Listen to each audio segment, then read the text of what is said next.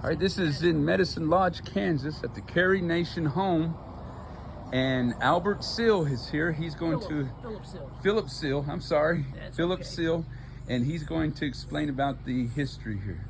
Okay, the house you see behind me, it was built in the 1880s, early 80s. David Nation and Carey Nation. David moving to town to join up with some of his members of his Civil War unit.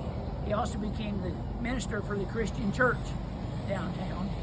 And Carey's wife, which they had an odd marriage. She was a very forceful, bossy type personality. He was very quiet and timid, so she kind of ran the show. She wrote his sermons and stuff, and she would direct him. But they lived here, and then Carey was always adamant about doing away with alcohol, and she wanted to abolish alcohol, and she ran the temperance movement, and she was in charge of it here.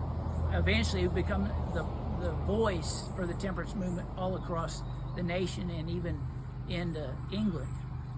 But they lived here while he was still the preacher, and she decided to start her rampage. She went to Kiowa, which is 25 miles south of us, and she busted up the saloons and stuff there that was selling alcohol in the 1890s to people that lived in the Oklahoma Territory at the time.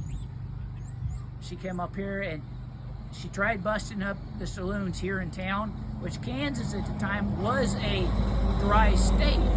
However, you could buy alcohol for medicinal purposes at the drugstores and stuff. So we had little speakeasies per se. She tried busting those up, and then she ventured on and went into Wichita and Missouri and St. Louis, busting up stuff. She's famous for using a hatchet, although the first saloon she busted up, she only used bricks. But she took to the hatchet because she could bust up the beer kegs and things. She was arrested a number of times, primarily in Wichita, for disturbing the peace and busting it up, and she would have to be bailed out of jail. David eventually had to divorce her, and he had to move back because he was way up in his 70s by this time period. And she left, and she inherited or took possession of the house in the divorce decree. So he left to go live with his daughter for a year, and then he comes back, and he dies in 1903, and Carey dies in like 1911, 1912, in Missouri, Belton, Missouri, while she's on stage professing the joys of being abstinent with alcohol. She was also very active in the ladies' right to vote movement at the time.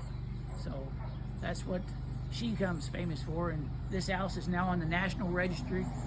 A nice place to visit. It is full of artifacts from her, some of her hatchets that we documented and used, furniture that belonged to the family and stuff like that is in here.